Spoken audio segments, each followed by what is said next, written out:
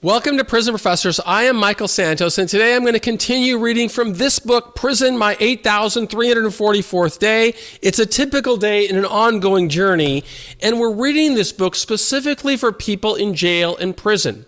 My name is Michael Santos. I was incarcerated for 9,500 days, and what I learned during that 9,500 days is that the decisions that I'm making on any given day are going to influence the opportunities that will open for me in the days, weeks, months, years, and decades ahead. And I try to share this with as many people who are either going into the criminal justice system or people that are serving time right now. This is one of the ways that I can strive to be the change that I want to see in the world. I can show people how crucial their decisions are, because those decisions for people in jail and prison can influence whether they are going to come home and be unemployed or be homeless or face enormous challenges with substance abuse and other problems, or whether they're going to live a life of prosperity and abundance. And my goal is to help every person in jail or prison really get the best possible outcome by sharing the strategies that I learned from leaders. And that's why I'm reading Prison, My 8,344th Day. If you haven't read the earlier episodes, wherever you're getting this one, there will be links to the earlier episodes, starting with episode 1. So now let me just go ahead and turn to my little camera. I've set it up before, and I'm reading it actually from the live webpage at prisonprofessors.com. That's why it looks kind of big on this screen. So let me go ahead and read, follow along, or visit us at prisonprofessors.com and get your own copy. So here we go. It's 1:30 in the afternoon. I walk to a shelf against the back wall in the law library and pull a random volume from the Federal Reporter series. When I lose too much time contemplating the challenges ahead or how I will earn a sufficient living to prepare for old age, I force myself to snap out of the worries. Conscious, deliberate action always helps me restore confidence. Tangible projects carry me through the day. If I'm not writing, I find something to read, anything that will relate to the career I want to build when I get out. The law books have always been a great resource to learn. I think back to those early days after my arrest when DEA agents took me to the Federal Holding Center in Miami. I was 23 years old and didn't know anything about the law. The books in the law library didn't make any sense. I didn't know anything about the judicial process. At that time, I only wanted to get out of jail. Had I known more then, I may have made better decisions that would not have required me to serve multiple decades in prison. Opportunity costs accompany every decision we make.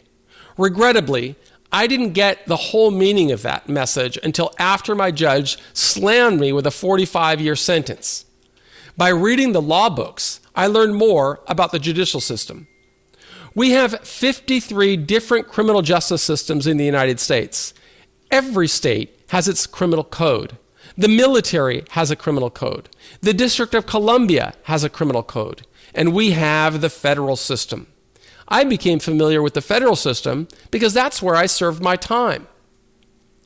After a grand jury indicted me, a district court judge presided over my case. Now, in the federal system, we have 90-plus jurisdictions with many district courts. Investigators and prosecutors present their allegations in the district court, and the federal judge serves as kind of a referee, listening to the accusations or charges. The judge considers statutes, case law, and procedure, which are the rules of justice. When the district court judge decides, allegations become facts. If defendants believe that they did not receive due process in the district court or believe that administrators of justice overstepped their bounds, they can appeal to the circuit court. Every person that has gone through a district court has a right to appeal to the circuit court. 3 judges from the circuit court will review the lower court's decisions. In most cases, circuit court judges affirm the lower court's decision, meaning they agree with the finding of fact. Sometimes, a majority of the 3 judges rule in favor of defendants. They may either vacate the decision or remand the decision for further proceedings in the district court. If a person doesn't like the decision from the 3 judges, the person can appeal for an en banc decision, requesting all judges on the circuit court to review the case. Finally, we have the U.S. Supreme Court, the highest court in the land. 9 justices listen to cases that make it to the Supreme Court. Now, people can petition the Supreme Court to hear an appeal, but the justices authorize less than 5% of the petitioners to appeal rulings from the circuit court. Typically, the Supreme Court only agrees to hear cases of national importance. I have learned a great deal by reading judicial cases from district and circuit courts. The Federal Supplement series publishes decisions from district courts, but I have always enjoyed reading. The Federal Reporter series, which publishes judicial decisions from the nation's circuit courts, always has interesting articles that I want to read. I don't read judicial decisions with any hopes of finding loopholes that may influence my release date. I read judicial decisions to learn more about business. I like to find cases that profile business leaders that went through government investigations. It is surprising how many business leaders make decisions that bring them into the crosshairs of the criminal justice system. If I create content to help business leaders make better decisions, I think that I can build an income stream. And for that reason, reading the law feels like a productive use of my time. It is challenging to comprehend how the world has changed since I first walked into federal prison on August the 11th, 1987. The world has moved on with technological advances that I cannot fully understand. I've read a great deal about the internet, for example, but I really don't get it, not completely. I've never sent an email, never seen a smartphone. Prisons have become my life, the only life that I have known as an adult. The punishment phase ended long ago, decades ago. I finished serving my 8th year when I was 31. By then, Hofstra University awarded my master's degree, and I felt ready for release. I could have returned to society as a contributing citizen. I could have started to build my career or started building businesses. Yet mechanisms didn't exist for judges to review whether continued imprisonment served the interest of justice, and I would have to serve decades longer. In retrospect, those years have become a blur. I have been a prisoner, and prison has become a central part of my life. But life moves forward, and I make the most of every day, grateful for the many blessings I receive. Still, I am conscious that an entire generation has grown up during the years that I served. Both of my sisters married and have children that I hardly know. My grandfather and my father passed away. I have been away for so many birthdays and holidays that I no longer identify with what it means to celebrate such festivities. In 10 days, Carol and I will celebrate our 8th wedding anniversary. But rules have limited our physical intimacy to nothing more than a kiss under bright lights and the watchful eyes of officers overseeing visiting rooms. Contemplating the past furthers my sense of urgency to prepare. But success has a different meaning for me than it does for others.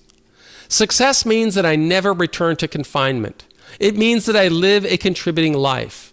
It means that I earn a reputation based on how I responded to a lengthy prison term rather than the reckless decisions I made as a younger man. Success means that I live in ways that prove me worthy of the love and support I receive from so many people. That I live as the best husband, the best American, and the best human being I can. Reading legal decisions helps me prepare. Since I am not looking for anything more than general knowledge when I read legal casebooks, it doesn't matter which volume or series I grab. The casebook I am reading today describes decisions from the fall of 2007. I start with the first case, reading the caption to quickly decide whether I should devote more time to reading the procedural history. I am particularly interested in criminal law, so I flip past the pages describing immigration or civil proceedings. I want to read about decisions that bring people to prison, not for obvious crimes like murder, robbery, or drug trafficking, Those types of crimes don't teach me much. I learn from cases that involve more esoteric actions that lead to charges and convictions for crimes like fraud, securities violations, or tax offenses. I am also interested in decisions that result in the revocation of supervised release. Understanding the types of technical violations that can return a person to prison will prove helpful to me later. If I step back and reason, it seems absurd to obsess about staying out once I am released. I was 21 when I started selling cocaine. Before then, I didn't know anyone who had been arrested or served time in prison. Those people wouldn't think about precautions to avoid further entanglements with the criminal justice system.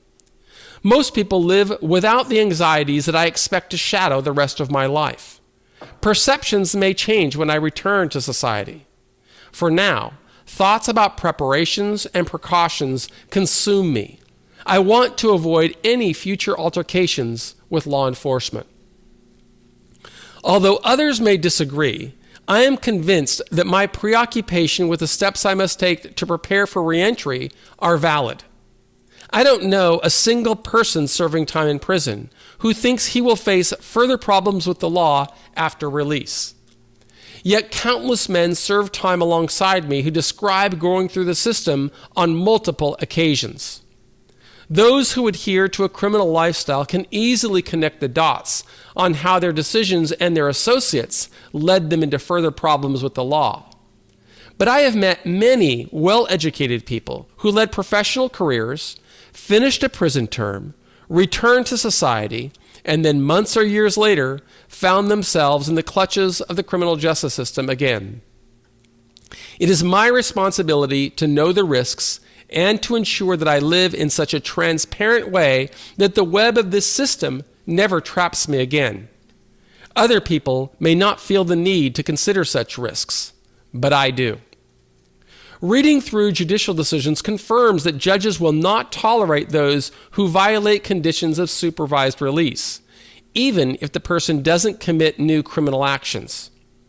I live alongside men who return to prison for such technical violations as using credit cards without permission from their probation officers or applying for a loan without authorization.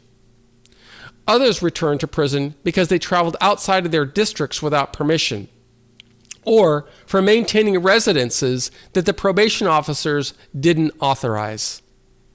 I expect to complete my term of supervised release without complications by living with discipline and commitment. I don't use drugs. I will live faithfully to my wife in a stable home, and I will not associate with people who engage in criminal behavior. Our residents will not have any firearms, and we won't use drugs or excessive alcohol, and I won't associate with any criminals. We will not struggle with financial pressures or live beyond our means. Carol and I regularly discuss the importance of transparency in our life, and she joins my commitment to live in compliance with every condition my probation officer imposes. Despite such commitments, I feel an unnatural threat of future problems with the law hanging over me. Dreams of handcuffs sometimes torment me while I sleep. For at least the past 20 years, every dream I have had related to prison somehow. Those dreams follow a theme.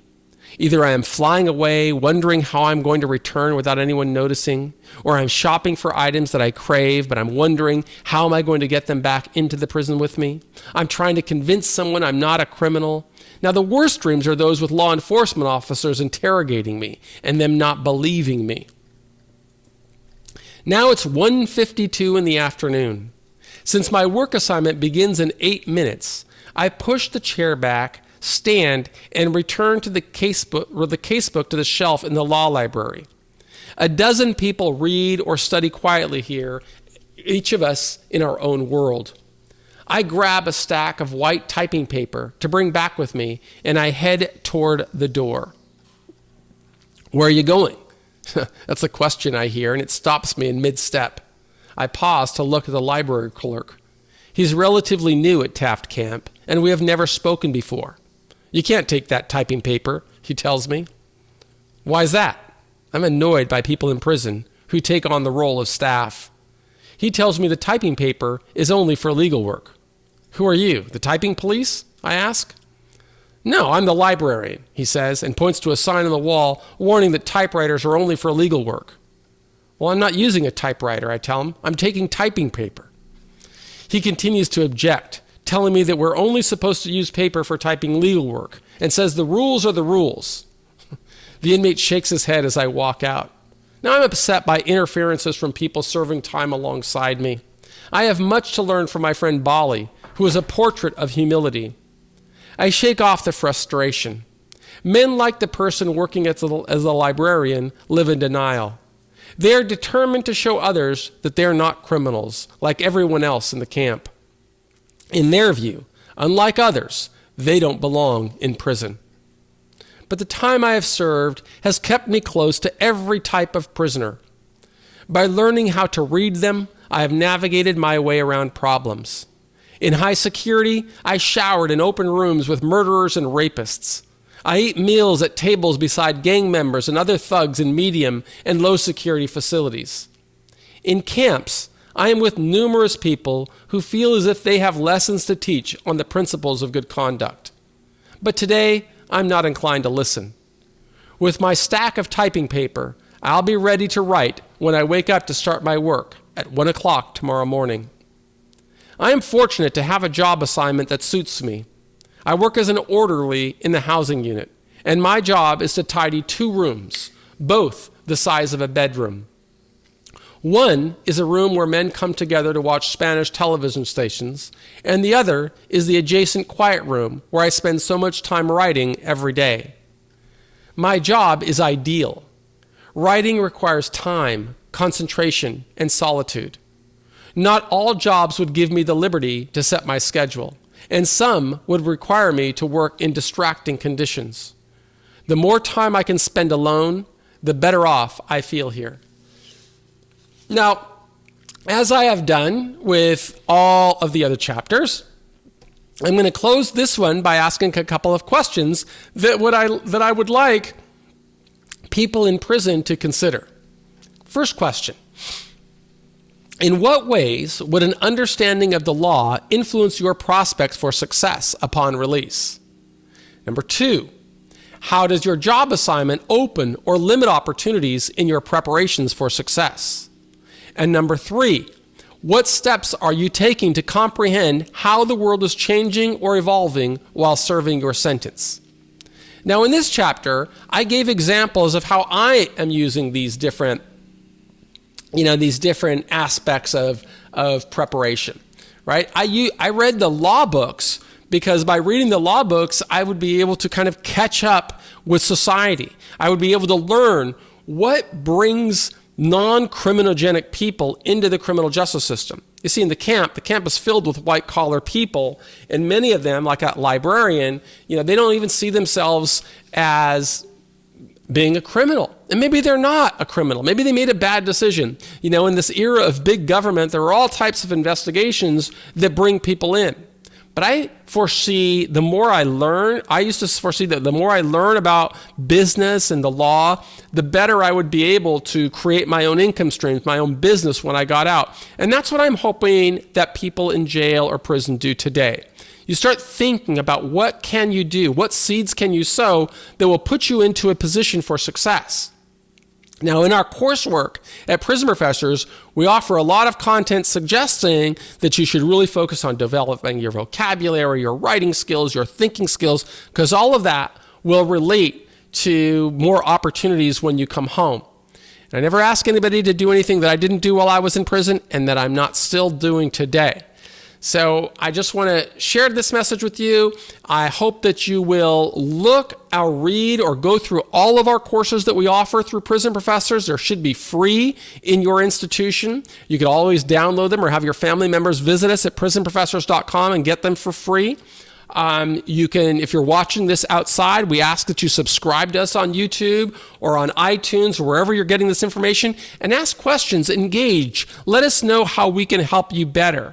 I did 26 years in prison. I'm really committed to helping as many people as I can. And on behalf of our entire team at Prison Professors, I want you to know that I thank you for being a part of our community. We believe in you, and we wish you the most successful journey possible. Thanks.